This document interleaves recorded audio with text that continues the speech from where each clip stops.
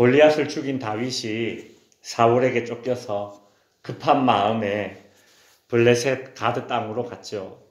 그곳은 골리앗의 고향이었습니다.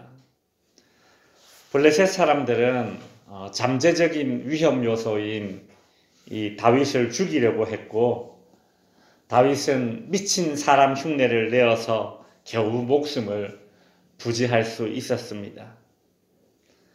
다윗은 시편 56편에서 그 당시에 그 자신의 초라함 그리고 모멸감을 이렇게 묘사했습니다. 하나님, 나의 방황을 헤아려 주십시오.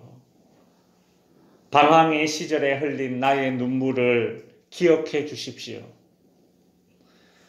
블레셋 사람들에게 왕이라고 불리우는 이 능력자였던 다윗도 때론 인생에 부끄러운 그런 발자국을 남겼습니다. 그러나 다윗은 인생에 부끄러운 발자국을 남겼지만 이와 더불어 주님을 향한 신뢰의 기도의 발걸음도 시편으로 남겼죠. 이런저런 이유로 부끄러운 오점을 남기며 살 수밖에 없는 인생입니다. 그러나 우리가 다윗에게 본받아야 할 점이 부끄러운 발자국을 남길 때에 기도의 발자국도 함께 남긴다는 것이죠. 다윗은 블레셋 가드에서 이처럼 마음이 가난해지는 그런 경험을 하게 되었습니다. 훗날 이것이 자신과 같은 처지에 있는 사람들을 포용하게 되는 그런 밑거름이 되는 것입니다. 하나님은 우리 인생의 실패도 사용하시고 되돌아보면 참 부끄러운 그런 인생의 발자국들, 그 경험들 다 사용하십니다. 하나님 앞에서 우리 인생에 버려지는 시간들은 없습니다. 그러니 자신의 실패와 부끄러운 과거의 경험들 때문에 좌절할 필요가 없는 것입니다. 낙심에 그 구덩이에 앉아 머물 필요가 없는 것이죠. 비참해지는 순간에 어찌해야 하는가? 참 이건 참 부끄럽다. 그런 순간에 어찌해야 하는가? 우린 다윗을 기억해야 되는 것이죠. 이건 내 인생에 참 부끄러운 그런 시간인데 그때 기도해야 된다는 것입니다. 내 인생이 비참해졌으니 더욱 기도해야 할 이유가 분명해지는 것입니다. 다윗은 블레셋에서 도망하여서 이스라엘 남쪽의 평야 지역인 아둘람 굴로 갑니다. 다윗이 이스라엘로 돌아오자 다윗의 형제와 아버지의 온 집이 다 그리로 내려왔다라고 하죠. 사울이 다윗만 죽이려고 한 것이 아니라 그 사울의 칼끝이 다윗의 모든 가문에게 겨누어졌음을 우리는 이 본문을 통해서 충분히 짐작할 수 있습니다. 다윗의 가족만 피신을 한 것이 아닙니다. 오늘 본문 2절에 보시면 환난 당한 모든 자와 빚진 모든 자와 마음이 원통한 자가 다 그에게 모였고 그는 그들의 우두머리가 되었습니다. 다윗을 찾는 사람들은 이스라엘의 이 주류였던 이 사울 왕과 그의 신하들에게 억압받는 그런 정치적인 반대 세력도 여기 안에 들어가 있고, 그리고 사회적 약자들도 또 여기 안에 들어있는 거죠. 근데 오늘 본문을 보니까 그 수가 적지 않습니다. 400명 정도 되었다라고 합니다. 지금 다윗의 상황에서 이렇게 덩치가 커지면 어떻게 될까요? 피신하기에 쉽지 않은 그런 인원입니다.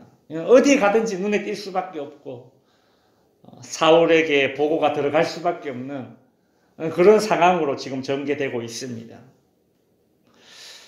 그런데 우리 그런 말이 있지 않습니까? 갑오심정은 호라비가 뭐 안다 이런 뭐 속담 비슷한 것이 있지 않습니까?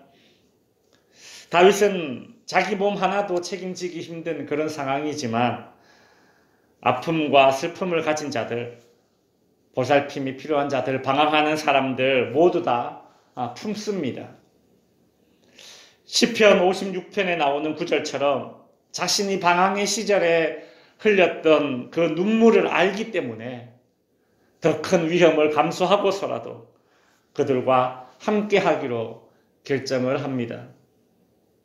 지금 당장 다윗에게는 이 400명이 부담스러운 짐입니다.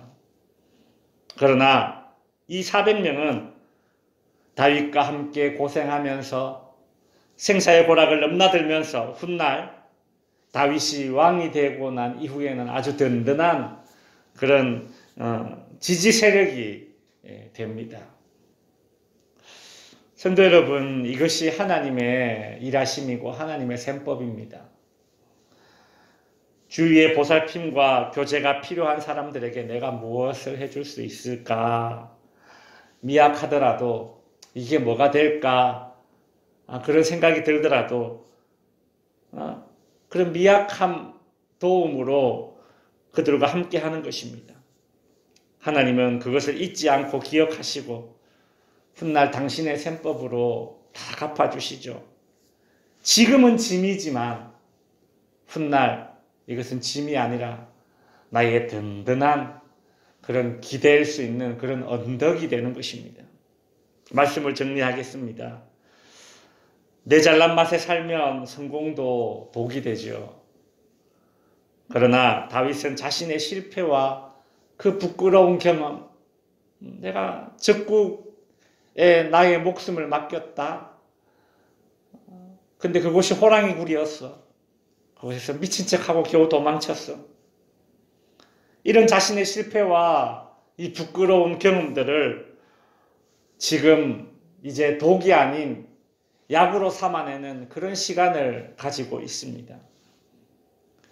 블레셋 가드 땅에서 그는 마음이 가난해져 봤기에 자신을 찾는 마음이 가난한 자들을 외면하지 않았습니다. 하나님은 다윗을 그냥 왕으로 기름만 붓고 끝내는 것이 아니라 정말 이 왕의 기능을 잘 감당할 수 있도록 지금 400명을 붙이셔서 그 왕으로서의 그 기능을 미리 훈련시키는 그런 시간이라고 보면 될 것입니다. 성도 여러분, 참 부끄러운 경험이 있습니까? 실패한 시간들이 있습니까? 그냥 다른 어떤 것을 해서 만회하려고 하지 말고 하나님 앞에만, 하나님 안에만 서 계시면 됩니다. 우리가 하나님 안에만 서 있으면 실패의 경험도 부끄러운 과거도 지금의 이 버거운 짐이라고 느껴지는 것도 뭐 하나 버릴 것 없는 것으로 하나님이 우리 인생에 삼아 주실 것입니다. 기도하겠습니다.